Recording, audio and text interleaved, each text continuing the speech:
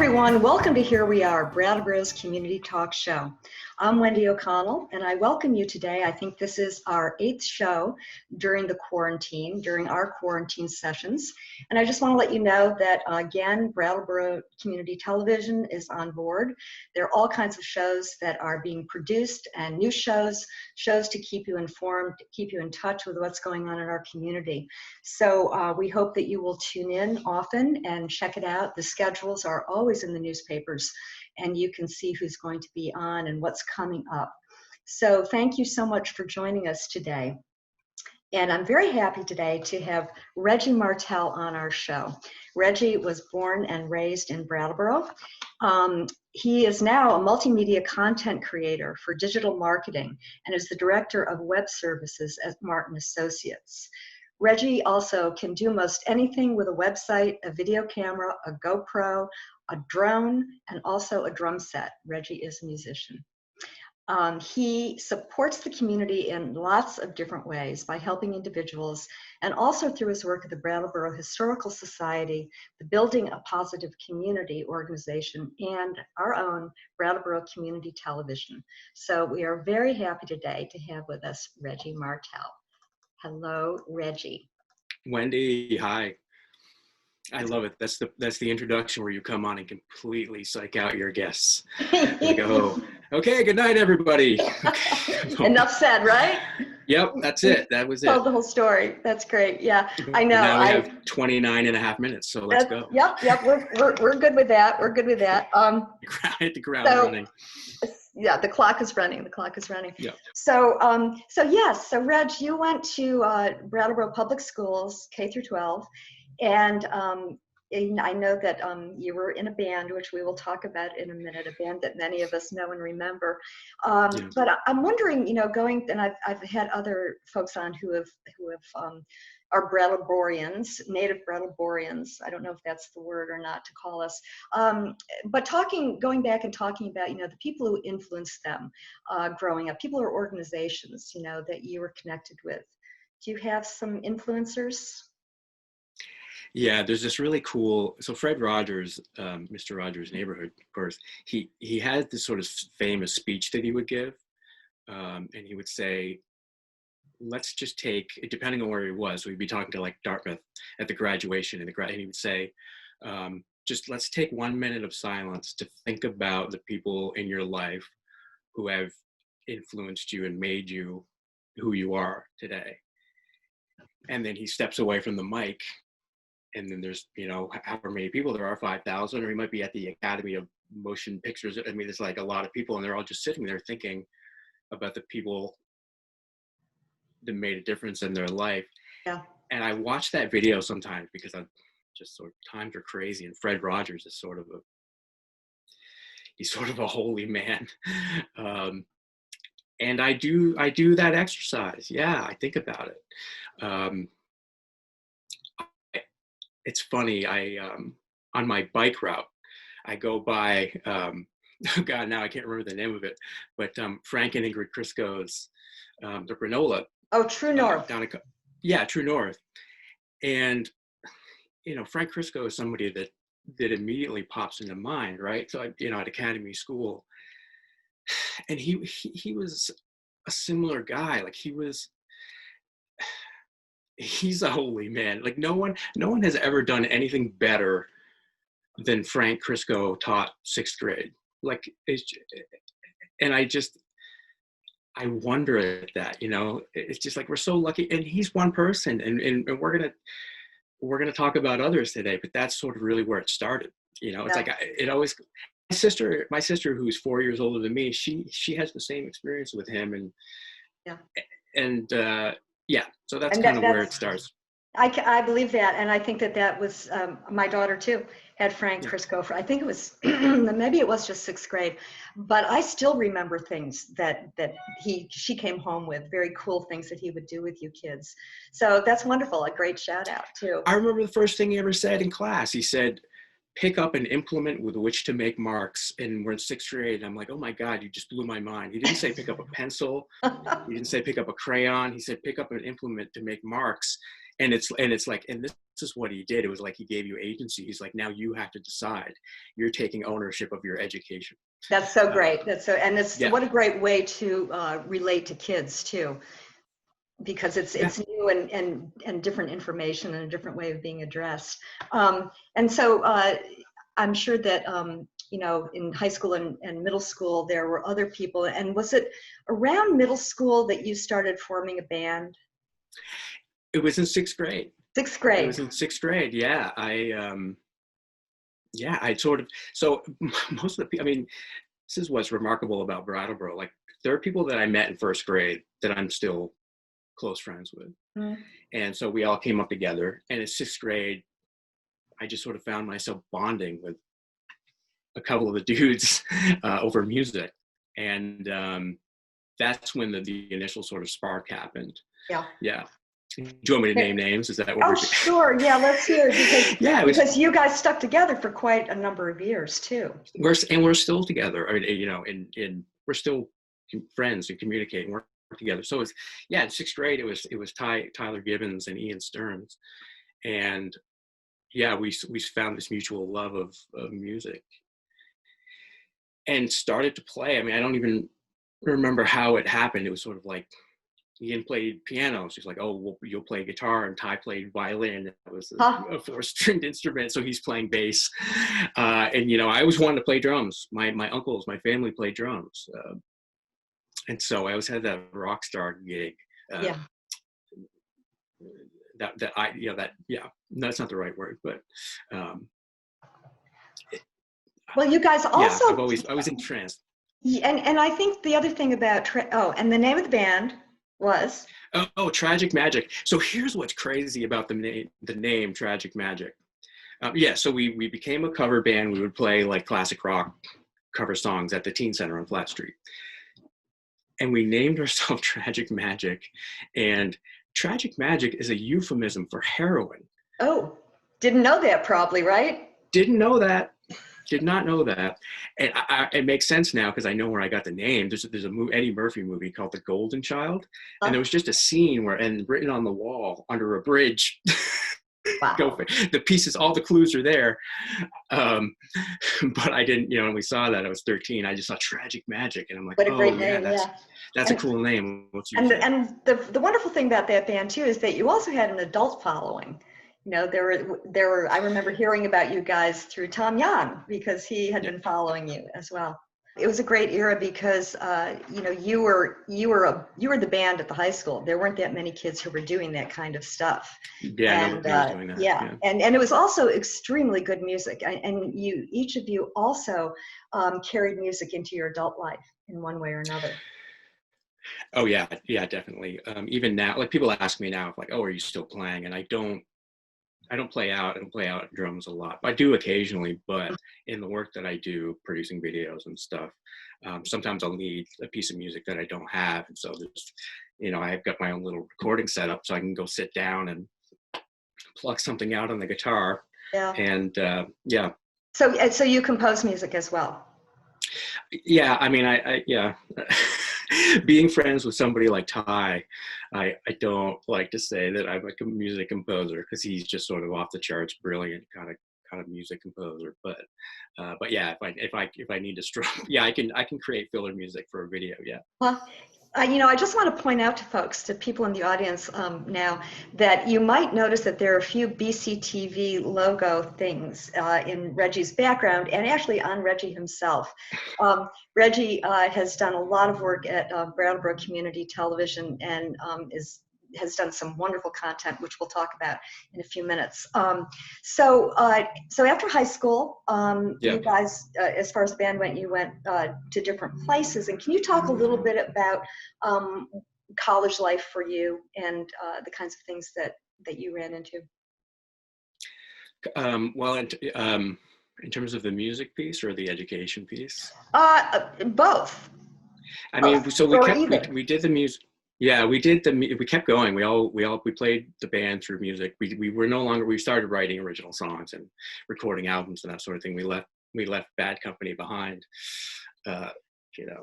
much to our deficit. But but yeah, so we started touring up and down sort of the East Coast. I think our range was basically like Portland, Maine to DC. That was kind of that was about as far as we would go. And yeah, I'd load up the van. You know, I would often keep the van here in Brattleboro. I was in Brattleboro. I was at CCV. And I would sort of drive to Amherst and pick up Ian at Amherst College, drive to Cambridge to pick up Ty and John at Harvard. And then we would go to New York City after that. You know, we'd spend like 6-7 hours in the car on a Friday before even playing. Right. But we were driven. Yeah, we were driven. It's so great. And then you would go back to classes, you know, after that too. Yeah, then Sunday morning we drive home and go back to school. Yeah. And so you did, you went to CCV, you went to Keene State. Yeah. And what were you studying in college? History primarily. History. Yeah. Huh? Yeah. I mean, that was sort of, if there was somebody else I would mention, just in terms of my sort of upbringing in Brattleboro. And this is, it's awkward because one of my favorite teachers was my uncle, Bill Holiday. Oh, I didn't know he was your uncle. Yeah. Very cool. And I sort of, he was another person who sort of gave students agency. I remember, you know, we went in and he's like, okay, here's the curriculum. We need to study Greece and we need to study the Romans. And what do you want to do first? And we're all like, what's happening? We get to pick. Yeah, pick. And we were like, well, let's do Rome. And when we did Rome, and that was another that was just a very eye-opening, like, yes.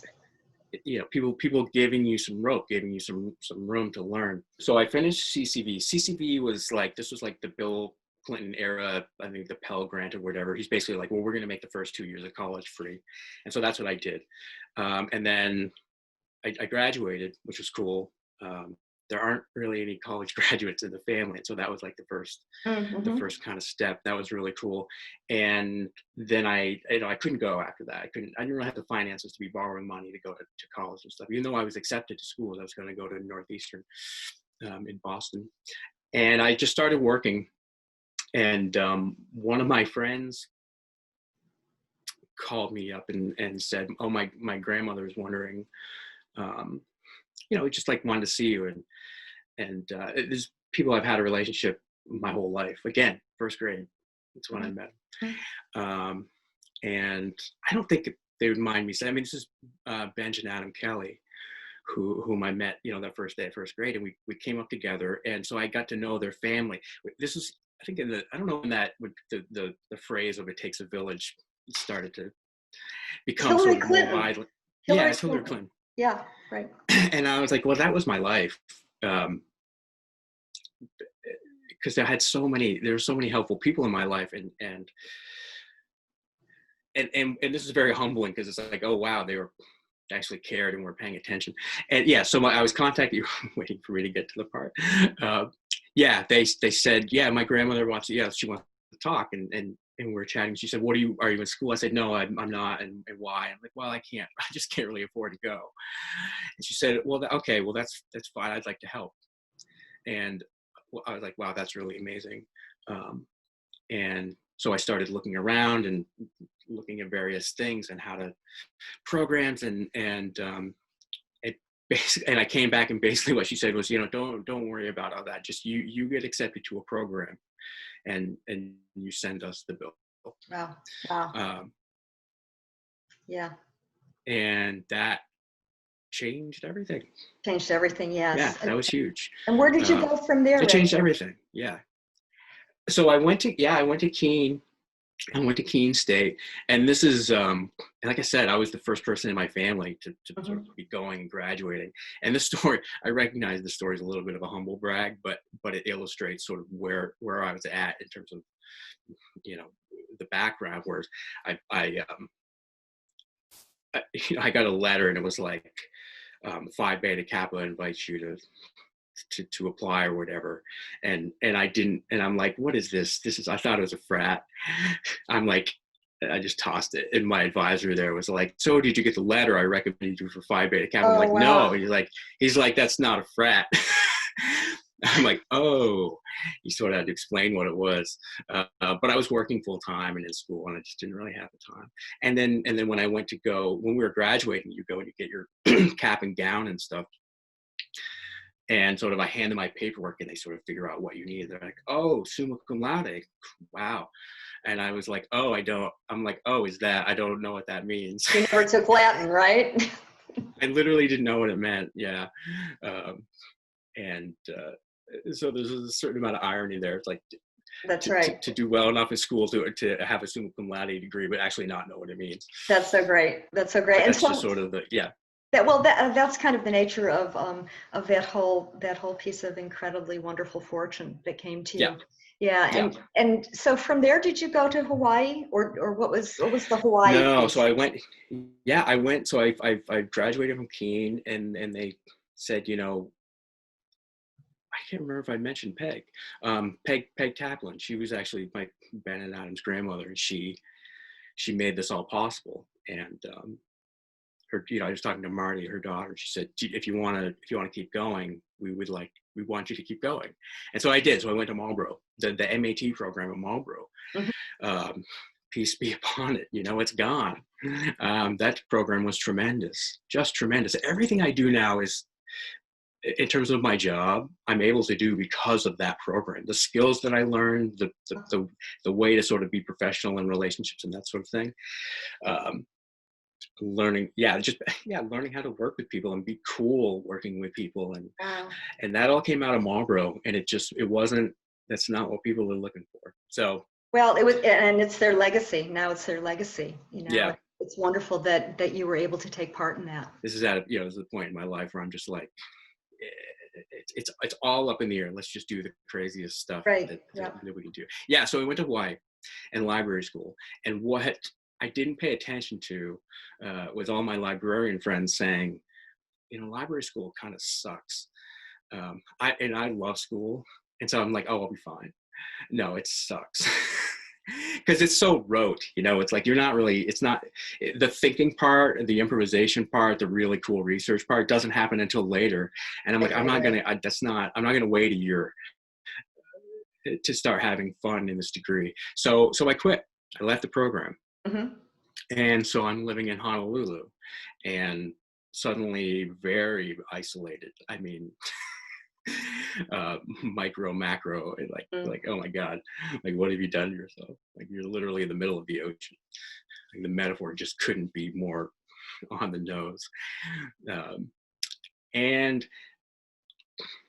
I don't remember the first time I did it, because I've been a teetotaler for most of my life. But one day I just grabbed, I'm in the grocery store. You can buy whiskey everywhere.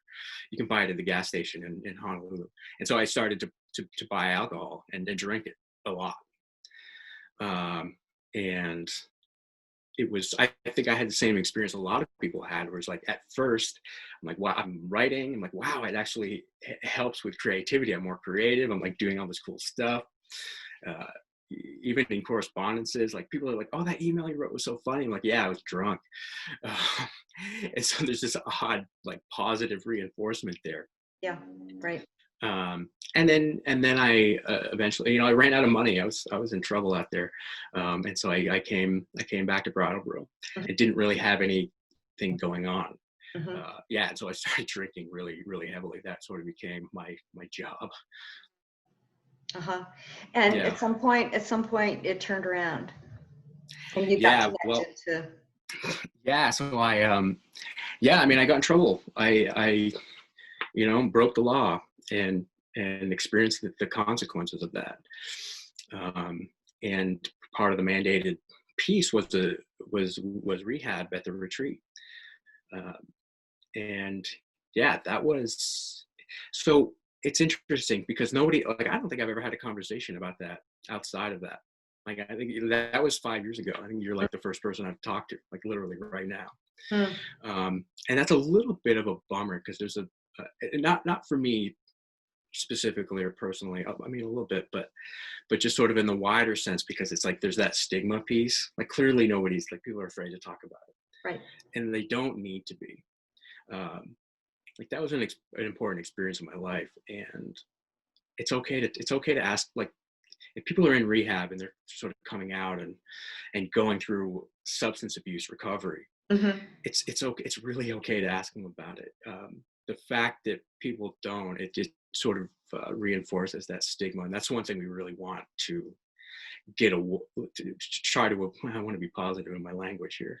Um, we want people to not be stigmatized by Right. the illnesses that they have. Yeah. Yes. And again, I think one of the points that you made with the recovery that you went through was what a positive experience it was, and how much the community supported you.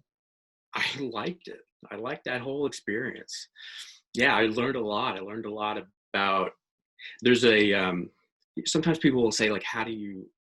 Because I stopped drinking, and I just people say, how did you stop? And I only half joking, I say, well, a judge told me I had to stop. and and but the retreat part of it was they sort of give you tools and understanding. Like people, readers of science fiction, fantasy will sort of understand this idea of like the wizard. And the wizard's power comes through its name. Like if you know the wizard's name, you can control the wizard.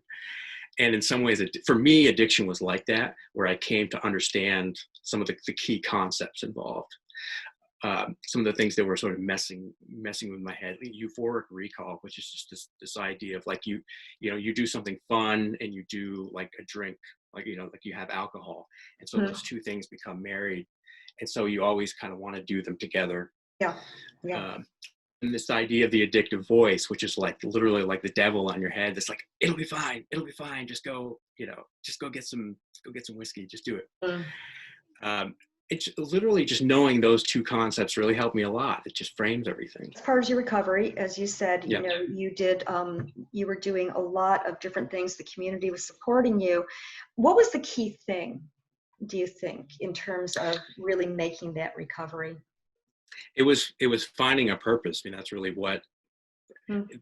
There's different, everyone I always like to say sort of addiction and recovery, it's kind of all the same ingredients, but in different proportions. Things that make you sick and things that make you better. And for me, it was really purpose.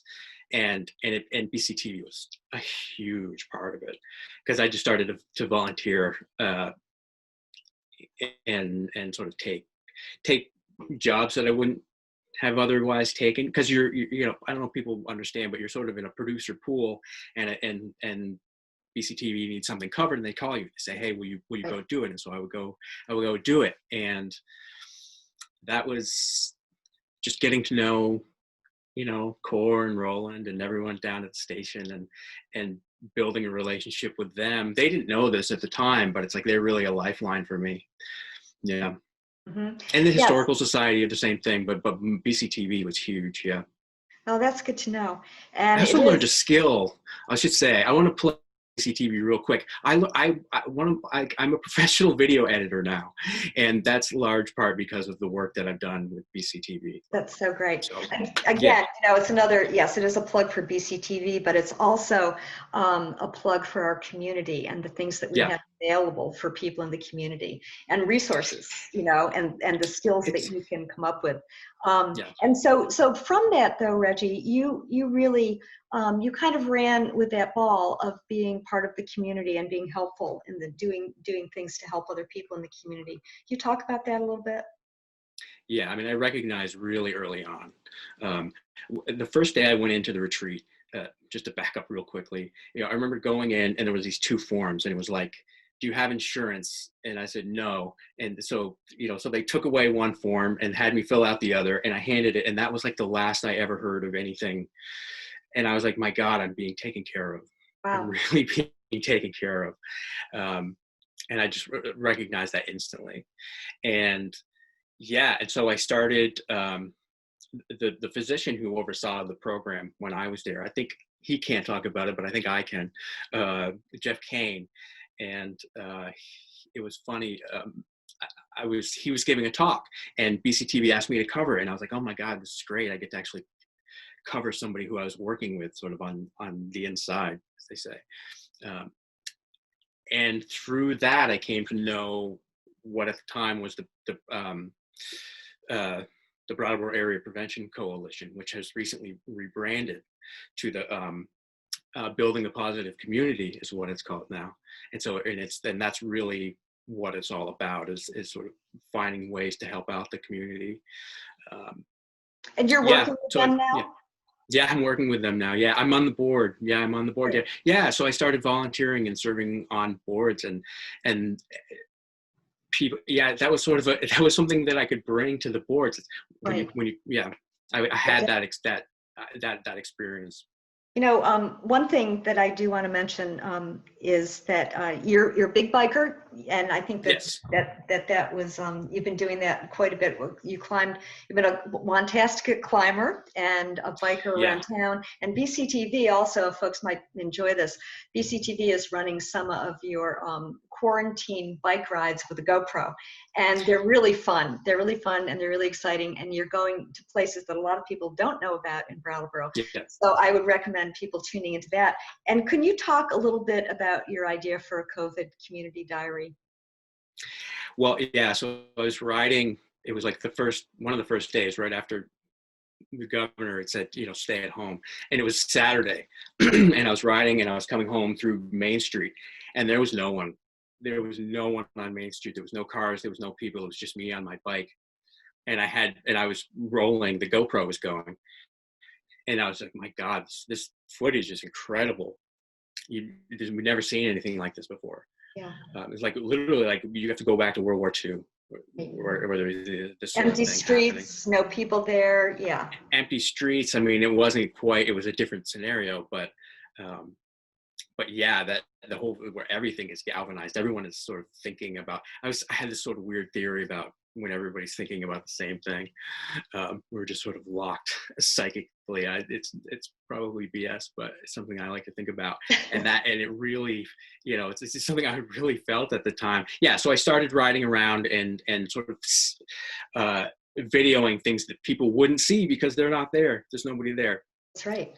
And it's really remarkable. Yeah. And so I've been calling it my COVID-19 video diary. One of the things that you talked about was being able to show Brattleboro in a different way.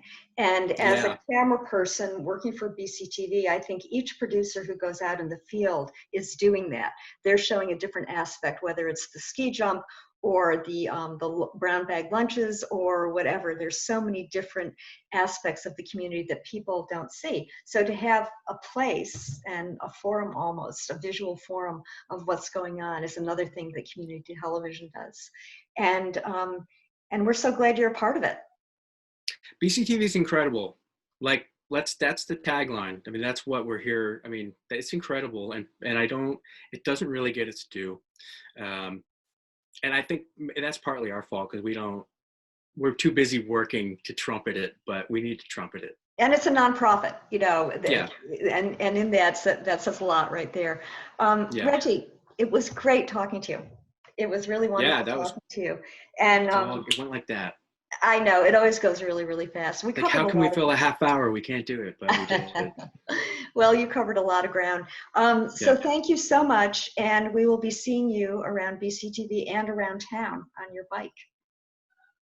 Yes. BCTV, thank you. Thank you. And thanks to all of you for joining us again today. I think this was our eighth episode during the quarantine sessions. We will be back again next week. I encourage you, if you have any information that you would like BCTV to look at for a PSA, you can send that to brattleboro.tv.org. Also tune in.